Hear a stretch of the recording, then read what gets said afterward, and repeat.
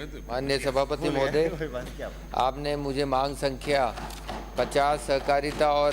55 खाद्य नागरिक आपूर्ति उपभोक्ता मामला पे बोलने का अवसर दिया। आपका बहुत बहुत आभार। मैं इस सदन के माध्यम से आप सबके बीच में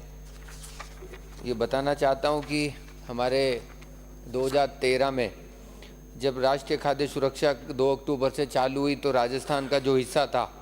2011 की जनगणना के अनुसार तो 4,46,61,960 सीलिंग की जो संख्या है वो ये थी। शहर में 53% और ग्रामीण में 69% की निर्धारित की हुई है। वहीं राजस्थान राज्य में स्थित 8 मार्च 2023 के अनुसार 4,41,03,243 पात्राधारक व्यक्ति खाद्य सुरक्षा में शामिल हैं। मेरा इस सदन के माध्यम से निवेदन है कि हम सब लोग मिलकर आज यहाँ विचार करें कि कैसे खाद्य सुरक्षा को अंतिम पायदान तक कैसे उसको अच्छी से आराम से उसको खाद्य सुरक्षा का लाभ मिले। मेरी विधानसभा में मैं जिस क्षेत्र से आता हूँ, मेरी जनजाति विधानसभा है, शहरी बाहुल्य विधानसभा है। उसमें खाद्य सुरक्षा के अंत्योदय के अंतर्गत 35 किलो गेहूँ प्रत्येक परिवार को और 5 किलो प्रत्येक लाभार्थी को अन्य चयनित परिवारों को दिया जाता है। वहीं मैं कोरोना में हमारे प्रधानमंत्री जी ने अलग से जो स्टेट गवर्नमेंट ने जो गेहूं दिया उसके अलावा भी खाद्य सुरक्षा के लिए विशेष तौर पे उन्होंने घोषणा करी। उस दौरान मेरी विधानसभा में अतिरिक्त वहाँ पर राशन दिया गया 19 महीनों में, और उनमें जो दिया गया उसमें कई सारी चीज़ें जो सामने आई वो मैं इस सदन के माध्यम से रखना चाहता हूँ और संशोधन कर रहे कुछ सुझाव देना चाहता हूँ। मैं सबसे पहले कहूँगा कि मेरे जो विधानसभा है वो शहरिया जो क्षेत्र है उसमें पीवीजीटी परिवार मेरे आते हैं। उन पीवीजीटी परिवारों को 10 जनवरी 2025 से पोर्टल रेगुलर खुला हुआ है। उसी दिन मैंने इस सदन में ये कहा था कि मेरे यहाँ पोर्टल खाद्य सुरक्षा का खुला हुआ है। तब हमारे प्रतिपक्ष के भाइयों ने कहा था कि आप अच्छे से चेक कराओ कि पोर्टल तो खुला ही नहीं है, लेकिन उस समय वो पोर्टल खुला और आज दिन तक शहरिया परिवारों के लिए पोर्टल खुला हुआ है। इसके बाद हमारी सरकार ने, हमारे प्रधानमंत्री जी और हमारे मुख्यमंत्री जी जो आम जनता की डिमांड थी उसको ध्यान में रखते हुए पूरे राजस्थान में जो पोर्टल खोला है अभी 26 जनवरी 2025 को, उसके माध्यम से लगभग अभी 6,67,000 हमारे आवेदन आपके अभी तक 7/3/2025 तक प्राप्त हुए हैं। इनमें प्राप्त होने के बाद हमारे लगभग जो हमारे अभी उपभोक्ता जो हमारा खाद्य सुरक्षा ले रहे थे, लगभग 13 लाख लोग हमारे अपनी जो राशन जो लेते थे खाद्य सुरक्षा का वो अपने आप उन्होंने छोड़ने का काम किया। और उसमें जो सरकार ने 1 लाख की जो इनकम टैक्स देने का जो प्रावधान था उसको रखते हुए उन्होंने सब लोगों ने 13 लाख ने जो छोड़ा उससे सरकार को कम से कम 250 करोड़ रुपए का इसका फ़ायदा हुआ। तो मैं माननीय मंत्री जी को, मुख्यमंत्री जी को धन्यवाद दूंगा कि सरकार का भी फ़ायदा है और हमारे जो लाभार्थी हैं जो वंचित हैं उन्होंने जो आवेदन किया है, लगभग अभी तक हमारे यहाँ पर राजस्थान में जो आवेदन हुए हैं उनमें लगभग हमारे 6 लाख के आसपास जो हमारे 67,000 के आवेदन हुए हैं। और जो गरीब परिवार हैं जो अभी आवेदन होंगे उनको इसका लाभ मिलेगा। इसके साथ साथ मैं कहना चाहूँगा कि मेरी विधानसभा में कुल जो मेरे किशनगंज शाहबाद की जनसंख्या है वो 3,06,377 है 2011 की पॉपुलेशन से,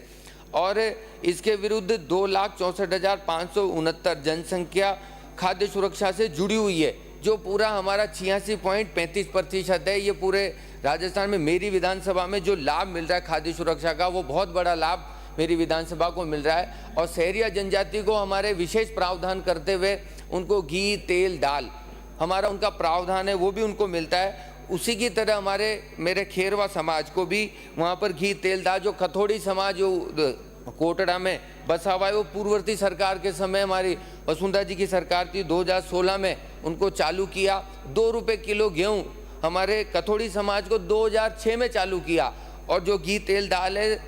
कोटड़ा में कथोड़ी समाज की तरफ 2016 में चालू किया, तो उसका लाभ आज वर्तमान में मिल रहा है। तो मैं धन्यवाद दूंगा हमारे मंत्री महोदय को कि उन्होंने इस डिपार्टमेंट में कहीं ना कहीं अपडेट और नया संशोधन लाने का काम किया, ताकि गरीब परिवार जो वंचित है वो जोड़ने का, आज उनको पोर्टल खुला है तो वो जाके ई मित्र पे आवेदन करके अपना नाम जुड़वाने का काम कर सकते हैं। इसके साथ साथ हमारे जो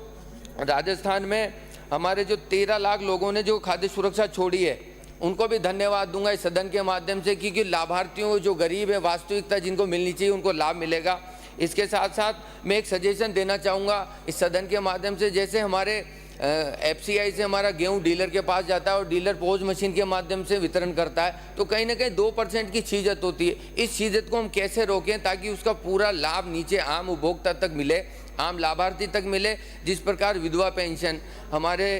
विकलांग पेंशन, ये जो पेंशन सीधे उसके खाते में आती है, तो कहीं ना कहीं सीधा लाभ उसको मिल रहा है उस योजना के माध्यम से। आज इस खाद्य सुरक्षा में जो छीजत होती है वहाँ तक सप्लाई करने में, उस पर अपन सबको बैठकर विचार करना चाहिए, ताकि जो छीजत होती है तो डीलर के पास कम जाता है, पॉज मशीन में पूरा बताता है, लेकिन छीजत की वजह से वो डीलर के पास कम जाता है, तो आम जनता को बड़ी दिक्कत आती है। इसके साथ साथ जो हमारे कई सारे जो डीलर हैं, उन डीलरों के पास कम से कम हमारे 100 कुंटल से ऊपर, कईयों का 400 कुंटल 500 कुंटल का बकाया चल रहा है, और बकाया चलने की वजह से हम उनको अटैचमेंट करते हैं। अटैचमेंट की वजह से जो आपकी वर्तमान में पोज मशीन है उसमें भी प्रदेश से आपका उसमें गेहूं शो नहीं होता, और गेहूं शो नहीं हो पाता इसलिए पूरा नहीं होता, तो उसको लाभार्थी को वहाँ जाता है तो गेहूं लेने, तो डीलर कहता है मेरे को गेहूं अलॉटमेंट नहीं है, तो कहीं ना कहीं इसमें वो सरकार की नेगेटिविटी नीचे जाती है। तो मेरा सदन के माध्यम से निवेदन है कि हम अगर 100 कुंटल से ऊपर जो पूरे राजस्थान में जो डीलर हैं उनसे ये सब अपन सदन के माध्यम से निवेदन करें कि आम जनता के गेहूं का वितरण आम जनता तक पहुंचाए, और इसको जो डीलर हैं जिनके 100 कुंटल से ज़्यादा बकाया है उनको 7 दिन का शपथ पत्र लेके या तो आम जनता का गेहूं दें, या फिर वो अपना राशन अटैच कराएं जब पॉज मशीन में, या तो जयपुर से उनके राशन उसमें शो किया जाए ताकि आम जनता को इसका लाभ मिलना चाहिए। इसके साथ साथ हमारे मेरी विधानसभा में अभी तक वर्तमान में 2022 में 4,410 आवेदन प्राप्त हुए थे, उनमें से 1,000 आवेदनों को खाद्य सुरक्षा में जोड़ने का काम किया और 72 आवेदन निरस्त किए, और 1482 आवेदन आज भी लंबित हैं। मैं सभापति महोदय 1 मिनट में पूरा करूंगा। इससे मेरा निवेदन है कि आज 26 जनवरी 2025 तक मेरी विधानसभा के 2814 आवेदन प्राप्त हुए हैं, उनके निस्तारण के लिए आपने अभी जोड़ने का काम आप वर्तमान में कर रहे हैं। इसके साथ साथ मेरे माँबाड़ी के मेरे वहाँ पर पढ़ाने का काम करते हैं कार्यरत कर्मचारी है, वो भी खाद्य सुरक्षा का लाभ लेते हैं। अभी वो स्थायी कर्मचारी नहीं है, पर सरकार ने आदेश निकाला है कि इनको खाद्य सुरक्षा का लाभ नहीं मिलना चाहिए। तो मेरा सदन के माध्यम से निवेदन है कि माँबाड़ी के जो कर्मचारी उसमें काम कर रहे हैं वो स्थायी नहीं है, उनको खाद्य सुरक्षा का लाभ मिलता रहना चाहिए, क्योंकि मेरी विधानसभा में हमारे जो खेरवा और कथोड़ी और हमारे जो हमारे एससी, ओबीसी और जनरल के कई सारे जो हमारे भाई हैं वो भी ये कहते हैं कि घी तेल दाल हमारे खेरवा समाज को मिल रहा है, शहरिया समाज को मिल रहा है, तो हमको भी क्यों नहीं आपकी सरकार दिलाए, हमेशा वो जाते हैं यही कहते हैं। इसके साथ साथ जो हमारे जो नए डीलर जो बनाने की हमारे मंत्री महोदय ने पहल की है, 5 नए डीलर, और फिर आने वाले समय में और डीलरों की जहाँ पर ज़्यादा राशन बाकी है उनके जगह पे भी नया डीलर बनाने का आपने प्रावधान किया। इसके साथ साथ